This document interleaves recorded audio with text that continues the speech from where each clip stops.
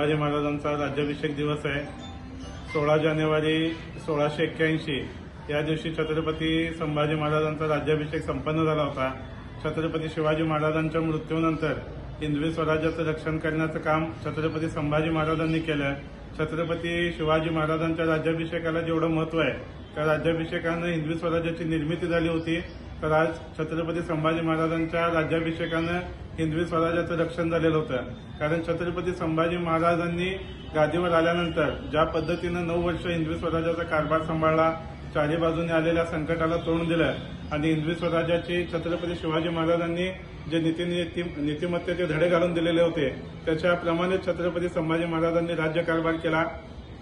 एका अर्थानं छत्रपती संभाजी महाराजांचा राज्याभिषेक दिन हा आपल्या महाराष्ट्रासाठी अतिशय सुवर्ण क्षणाचा दिवस आहे।